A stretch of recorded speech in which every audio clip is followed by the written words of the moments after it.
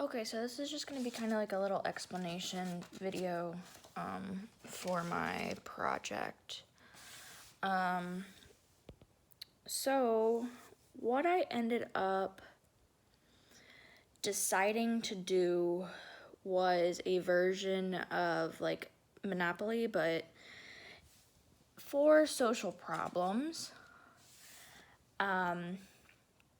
It's kind of annoying because my phone won't let me switch the camera, but I'm going to attach pictures of the board and everything to the assignment.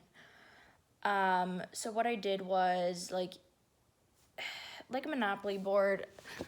Let me unfold this one. So like each little place has like different colors and stuff and whatnot. So on my board, the colors actually correspond to certain chapters in our books that we read throughout the semester. So I put a key on the board, and then for each of the little spots, instead of like places, I put what I believe to be like the big main concepts of the chapter.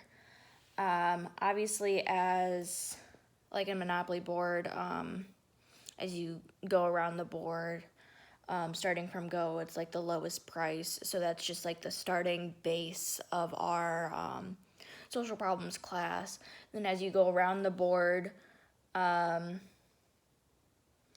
you get to the more expensive parts, and that's the more in-depth parts of our class. So like it starts after you collect your $200 or whatever from Go.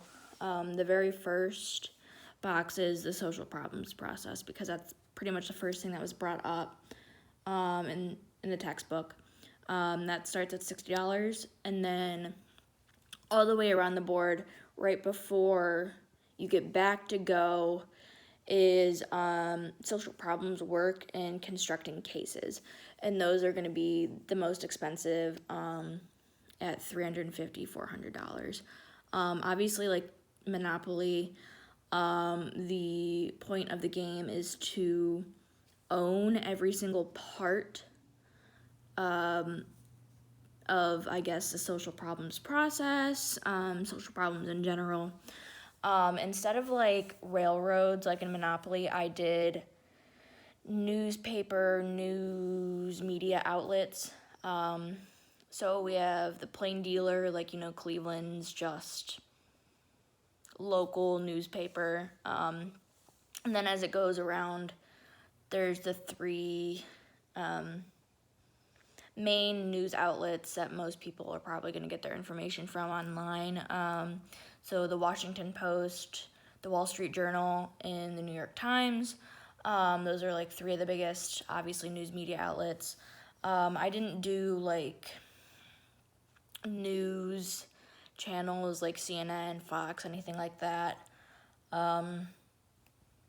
just because I didn't feel like it. And then also how Monopoly has like a go to jail. I kind of did something with like the coronavirus. So instead of going to jail, you go to the hospital. There's a free parking spot. So instead of that, I have a free corona test kit. And instead of the go to jail box, like diagonal from the you're in jail, you have coronavirus, go to the hospital. So it automatically sends you into the hospital. And then obviously kind of like the same rules in Monopoly, you roll doubles, or like in the normal game, there's chance and community chest cards. And so in the community chest or the chance deck, you have the ability, so I made up like 3 different cards for chance and community chest. I wasn't going to make like a whole stack like they do in Monopoly, because that's just a lot of work. I have just for the chance one, I didn't do one for the community chest because I wanted to do something different. I have a get out of the hospital card. So it says like the cure to coronavirus. And just like Monopoly, if you get like a get out of jail free card, you can keep it until you need it. You can trade it or you can sell it. Some of the other chance cards I have, I made 3 chance cards and 3 community chest cards. One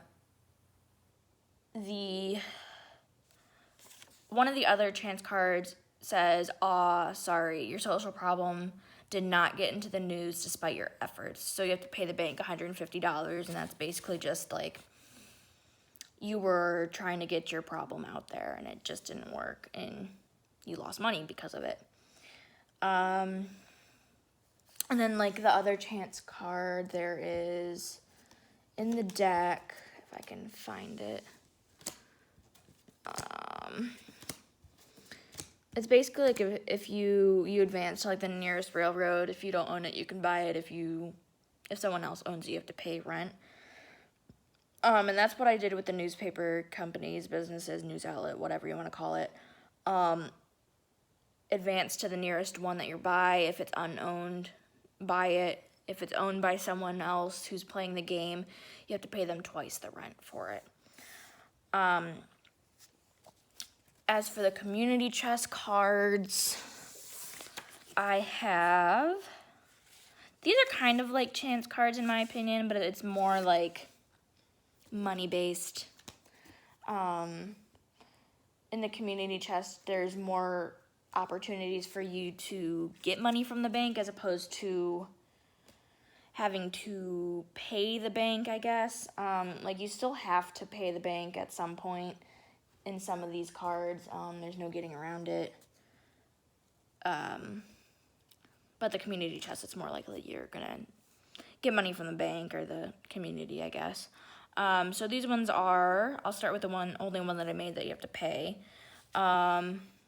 It says, bad news, your claim did not have all the 3 main elements, so grounds, warrants, and conclusions, and you have to pay $200 because it wasn't a good claim.